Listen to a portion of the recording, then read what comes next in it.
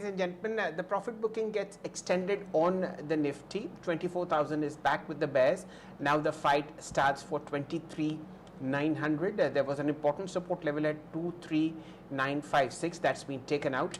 And the primary cause for this fall, of course, is the very sharp drop that is coming on the Nifty IT index. Now 4% lower at 28,927.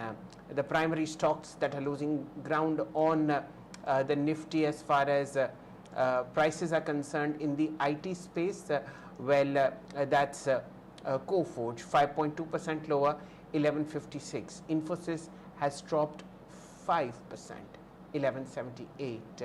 L&T Mindtree is down 5.2, HCL Tech is doing 4.5, and similar kind of losses are seen, similar if not more losses are seen on many other tech stocks. So that's the stake of play as far as the markets are concerned on the Nifty. Let's look at the broader advanced decline ratio. What you see is a strong bout of profit booking that is there on Dalal Street today. For the moment, there are just 480 stocks in the green versus 2,130 in the red. So it's an easy 2:9. For every 2 shares in the green, there are 9 in the red. All 19 indices are in the red. IT, Next 50, Pharma, Nifty Realty, all of them in fairly substantial losses. Are there any gainers on SC 500? Well, as we had pointed out in the morning, it's the chemical space that's doing very well. In particular, Himadri Specialty Chemicals, 8% higher. Cochin Shipyard, 5% higher. Tejas Networks, 3% higher. Hardcore Emcure Pharma, up 3%. And then, of course, you have a string of PSU companies, NLC India, Garden Reach, Oil India, doing pretty well in the markets. That's the state of play so far, ladies and gentlemen. Let's speak with a very well-known expert in the market. Mr. Gaurav Dua joins us after a long time. He's the Chief Investment Officer at Standard Chartered Securities. How are you reading sentiment at this point of time, Mr. Dua? A very warm welcome to you and good morning. Very good morning to you. Thank you so much for having me on the show. So you know what we saw from the fag end of March, that market moved up by around 2,200, 2,300 points from the bottom, and now we are seeing some kind of a pullback. So you know, our base case assumption has been that market has third time taken support from around 21,800, 22,000 level, and that seems to be a very strong support. And going forward from here, we expect market to move sideways, remain in a consolidation zone of around 1,000 odd points. But in this sideways or a consolidation patch, I think investors will get a lot of opportunities, stock specific, in the broader this market. So we are not looking at a trending market or a theme-based kind of a movement here. The market is going to be very stock specific from here. Fair point. What is your research team telling you in terms of bias? Where is more value to be had at this point of time? Large caps, mid caps, or small caps? So, you know, on an overall market basis, yes, large caps in terms of the valuation do look better.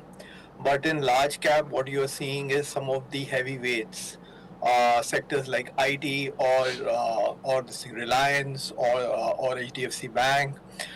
They have been underperformers, and we don't see any short-term triggers there. So the bulk of the upside is now dependent on banks, private sector, or the FMCG, which has started to do better because of the impressive volume growth shown by some of the players. So you know, there is going to be a lot more better opportunities, we believe, in this broader market now. But there you have to be very selective in terms of this picking the stocks. Okay. How are you watching the BFSI space? What would be a good deployment zone Is it the private sector banking space, or is it the PSU banking space that you like? So, in our model portfolio for PMS, we have a decent exposure to private sector banks. We also have a couple of leading names from the public sector bank and an overweight position on the insurance space. Where we are underweight is the small finance bank, MFIs, and a little bit of underweight also on the NBFC side because the rising or the firming of the bond yields are basically impacting the sentiment there, as well as it will lead to increase in their cost of funds because they uh, largely depend on the wholesale borrowing.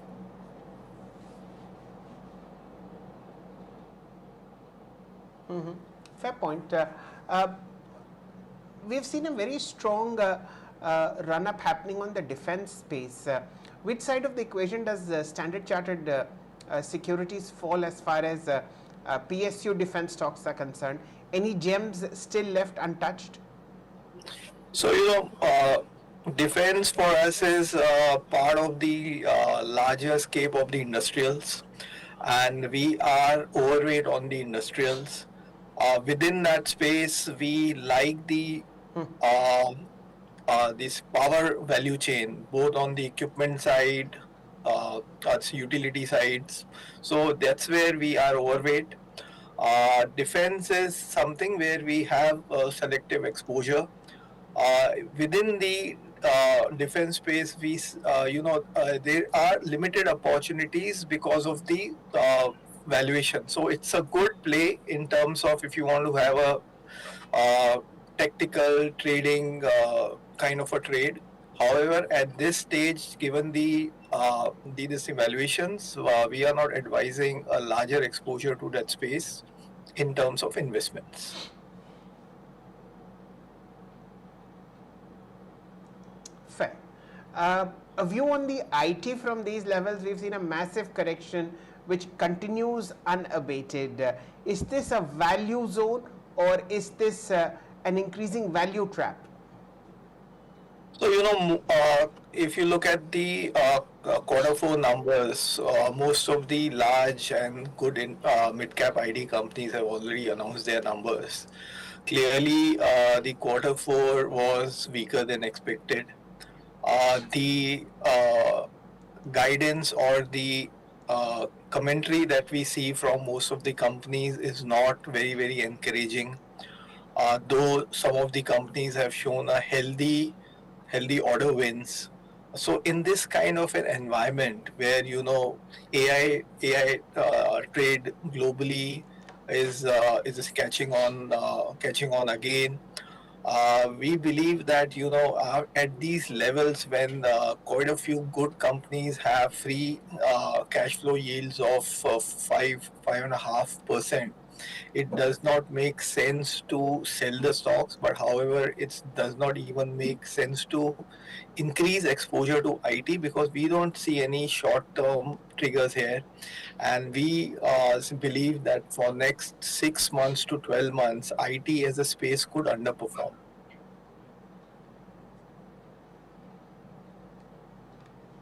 Fair point. We'll keep IT on radar in terms of its underperformance.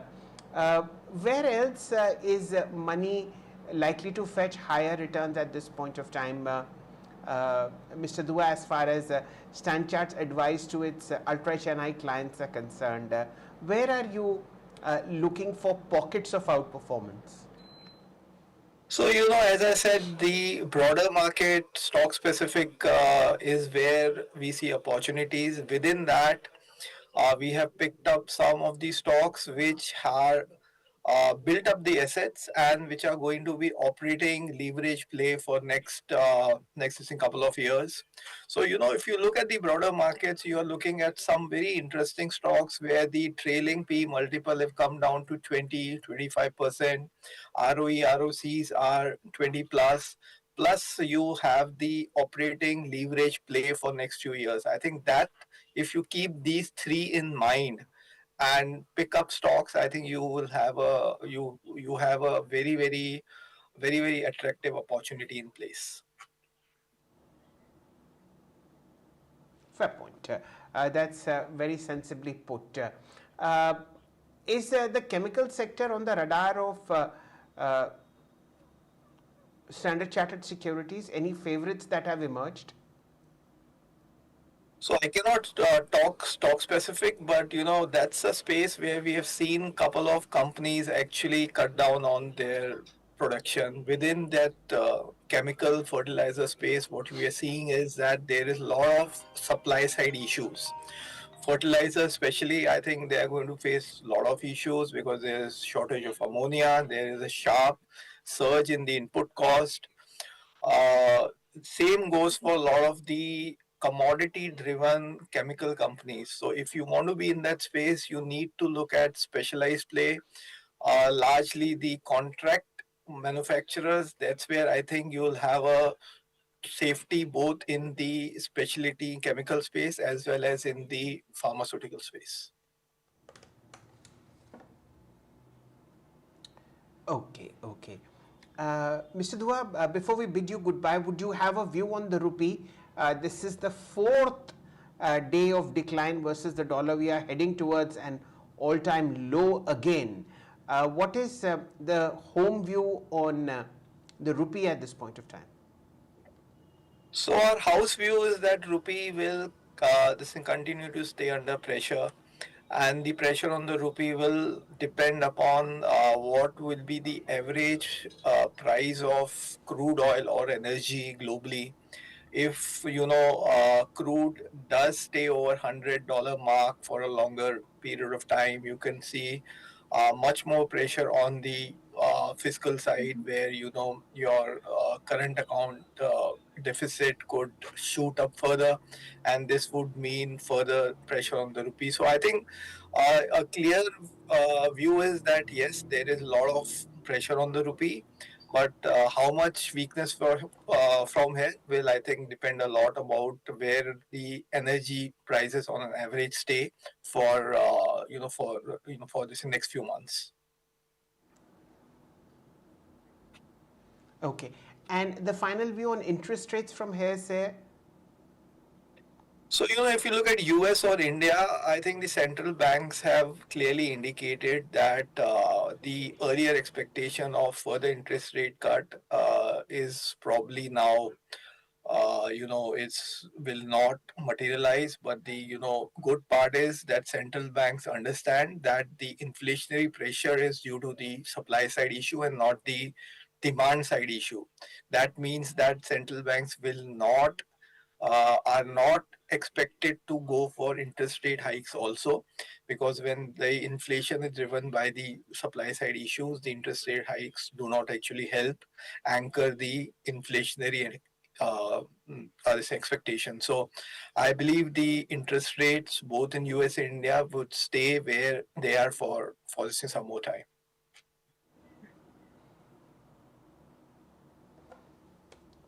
okay. Mr. Dua, we'll pause it here. Thank you so much for your wonderful views. We look forward to interacting to you again. Thank you so much, Salish. That, ladies and gentlemen, was Mr. Gaurav Dua, Chief Investment Officer at Standard Chartered Securities. Market remains in a sell-off mode. Let's see how it goes. For the moment, 24,000 is back with the bears, and that's mainly on account of very heavy selling that we are seeing on the IT sector. Let me show you the pullers and draggers in the market. Infosys is pulling the Nifty down by 53 points. It itself has lost 5.52%. TCS is pulling the Nifty down by 19 points. HCL Tech by 15 points. Other losers on the Nifty are ICICI Bank 1% lower, Reliance about 1% lower, among others.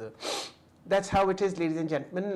Let's hope that sanity will prevail, and we've already given up 180 points at the start of the game as far as the weekly close is concerned on the Nifty.